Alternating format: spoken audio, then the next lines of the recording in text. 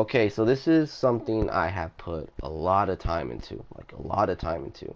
And this is how to escape your opponent's pressure and understanding your options, knowing what to do in what situation.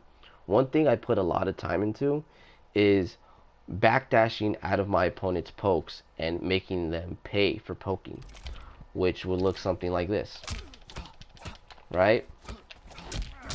Just like that. Cool, right? I have played against a lot of players in the last 2 months, a shit ton of players, and this shit is not real. It is very difficult to do online, very, very difficult. Um, and not only that, but you have players that will do random shit after pokes and making this shit not be a thing. Players will do stuff like this, not giving a fuck if their poke lands or not. I'm trying to backdash, I get clipped. This happens to me all the time. I try backdashing out of shit, it just does not work. It does not fucking work, and I get caught. Or players will do stuff like this. They'll do it, and then they'll go into a poke, and I try backdashing. And in that situation, yes, I can because of Kung Lao, but other characters, I cannot backdash out of their down fours, even though they're negative whatever, and I'll get caught. I'll get caught, or they'll mash, like, it's a very difficult thing to do. Not only that, you have players that will do stuff like this. Imagine that. I'll try to backdash, I'm not ready for it, and I get hit, right? You know, of course I'll be ready for the anti-air, because, you know, whatever, players do a lot of random shit. And there's always a good chance that you're going to get clipped backdashing. So what's guaranteed? Am I saying this is a bad thing and you think you shouldn't be doing it? I definitely think there's a time and place for the backdash. But what I've been running into a lot is a lot of people clipping me with mids to my fucking dome. It's kind of wild. The best thing to do in this situation, especially if your character has a really good mid, right? Let's say Kung Lao wants to do this. Throw your damn mid. Every time your opponent throws a poke, throw your damn mid. Like, make him eat that shit or grab him.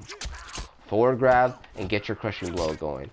So that's what it should be. Not a fucking short hop because I'll get hit. Or not jumping out. Like, there's a good chance I can actually get anti-aired if my opponent's patient. Because players can be very, very random. But going into your mid and going into a grab should be your options. Now you're playing against a high level player, there's actually a better chance, believe it or not, there's a better chance of you being able to backdash and throw shit to a high level player than someone who just does random shit. This is just from my experience. I played a ton of players, a lot of players, and this is something I ran into a lot, is where people would poke, or they'll either poke, they'll jump out, they'll poke, they'll backdash, they'll poke. There's people that do shit like that. Even if my opponent blocks it, they'll backdash out of their pokes. This is a very common thing. And then, let's say my opponent pokes me and then they backdash, and I'm backdashing, I'm hitting the fucking air. So this is just something that I ran into, and let's be real, you go to Combat League, this shit's not gonna work. It is not gonna work. But, where it will work is this right here. If Kung Lao tries doing something like this, right? That's gonna work. And knowing when to do it is when your opponent, I want to say, is either -5 or -6 or -7. That is the best time to do it, because their poke is not going to reach to you in time, or their uppercut, or whatever the fuck they try doing. Kung Lao is -7 in that string, and every single time, doesn't matter. Even if he tries doing this, right? He's gonna walk into this shit every single time. Every single time, he is going to walk right into it. So in that situation, yes, definitely do the backdash into a poke. I would definitely recommend it. But at the same time, you can go into a grab. If he tries down one-ing, you're gonna beat his grab out. You could even go into a short hop if he tries mashing after that. A lot of people press pokes after their strings. That's just the most common thing ever. Like, Kung Lao would do something like that, right? He'll do this, and then he'll do this, or he will do an uppercut. This is something that a lot of players do, unfortunately. I never do this shit. It's very fucking random, very risky. But this is how what a lot of players do. In that situation, this will work perfectly. You do an uppercut, that shit's gonna whiff. You try whatever the fuck it is. When your string ends, that's it. You gave up your turn. So doing the backdash in that situation, I believe is really good. So you could either do the backdash, go into that. You could either grab them. You could do a fucking short hop because they are going to try to poke. So there's that. That is a good time to do your poke. I mean your backdash. Now, what happens when your opponent is pressuring you? What do you do in this situation? Let's say I'm going to make Kung Lao do one of the most terrifying staggers in all Mortal Kombat 11, right? This is a common thing. He'll hit you and then he'll grab you, right? Another thing people would do is they'll finish their strings. Another thing he would do is this right here. Do this and then do a poke, sorry. He'll do this and then he'll go into that, right? Right? So here's the thing. This is the mindset that I want you guys to have. Every time your opponent throws a poke at you, they're like, let's say Kung Lao is just staggering me to death. This is all he's doing. Boom, boom, or boom, and then just doing staggers, right? And then like going into his highs, one, and then whatever. If you see him throw a poke at all, you can go into your mid and you can go to grab him. That is definitely something you should definitely look into. Every time, if I make Kung Lao go to random, just make him stagger this shit. One common thing Kung Lao players do is they'll do this, and then boom, they go into that.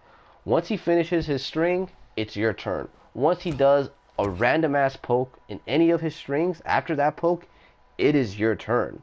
It is your turn to either throw a mid or grab him. If your character is slow, has slow buttons, you're gonna have to get creative. But for the most part, if you see your opponent as he's like doing staggers, if he finishes his string, that's your time. If he throws a random ass poke, that is your time. If he has a habit of doing this, it's like stuff like that, be careful. Be very, very careful. If you're patient and he does something like this, that's a full combo punish right there. Be very, very, I do this shit all the time to players. I do random ass down fours into certain things. Little thing like, you know, Shengangs down 4 into lift, and it catches people all the time. I don't give a fuck. It's hilarious. But if you're patient, you're gonna get that punish. Another thing is what good players would do is that they'll do this and then they'll block, waiting for you to poke, and then they'll go into it. So when your opponent does something like that, whatever, grab them. If you start reading your opponent that he does stuff like this, boom, and he blocks you, that's your time to grab him, or that's your time to do a short hop. So there's that. So when your opponent does something like that, after a poke, grab him. If he does something like this and you see him go into block, he's waiting for you to poke him. That's a great time to grab him, or that's a great time to, you know, step back or whatever. So there's that. So definitely take advantage of being patient, and you know, it's hard. I'll tell you this. I've lost a ton of games for trying to be patient, but it's been paying off. I'll tell you that. I definitely feel like it's been paying off in a lot of matches. I'm still doing this. I'm still practicing this, and I'm just sharing the information what I got from playing a ton of sets with a ton of players from all skill levels. This is just something I've been running into. But yeah, with some players you're gonna be able to like backdash out of their pokes, and some you're just not. That's just how a lot of people play. But definitely being patient, waiting for that poke and grabbing your opponent. Or if he does like some random ass down 3 and there's a ton of space, get the fuck out of there. Backdash out of there. It's completely fine. Or, you know, if your opponent does like a stagger and they try jumping, as you're being patient, hit him with that anti-air. Just being patient. But then one thing that you are going to run into, which I've been running into, is being way too patient and letting your opponent get away with fucking bullshit. That is something I have been running into, but I've been getting better with time. There's times where like, man, I'm like holding the block button for like 8 fucking seconds. I'm like, Jesus Christ, what the fuck am I doing with my life? Now there's times where like, okay, I know when it's my turn, and then sometimes, you know, I'll be on point. Sometimes I fuck up. It is what it is. But you just gotta understand your points. Another thing, it doesn't hurt throwing a freaking down 4. After, like with Rambo, one thing I do with Rambo a lot, if my opponent does some shit, and I think they're going to, whatever, like poke when I feel like they're negative, I'll throw this and I can visually see my opponent getting hit over there. Not only that, but it creates a good space. It creates really good space, and from right here, I could reset myself. Okay, I could either, wait for him to throw something else, or try to get out of there, or try jumping. For the most part, if I throw this and there's space, I'll block because I am -9, and I'll just try to see how my opponent reacts to that shit. Whether he tries jumping, a lot of people jump. Like you do it down 4 and there's space, people will jump, and I'll get that anti-air. Little stuff like that, and just noticing stuff like that. A lot of people will do something like this and it'll jump out, which is like, I guess, but I would not recommend that. But the key here is being patient. Um, and really being a fucking savage. Being like very chill when you're blocking. Like, okay, wait, motherfucker, when it's my turn, who you go feel it's my turn? Take that 13%. And definitely making it a guessing game. Like with Aaron Black, I block way too much with Aaron Black, and for a reason. The reason why I block a lot with Aaron Black is because I want my opponent to be close to me so I could throw my fucking mid and make him guess. Exactly with Rambo as well. You could definitely do this as well. Being patient, when it's my turn, I could throw my 11 frame mid. I don't have to poke you. I could just go straight into mids and make you guess completely. So there's that.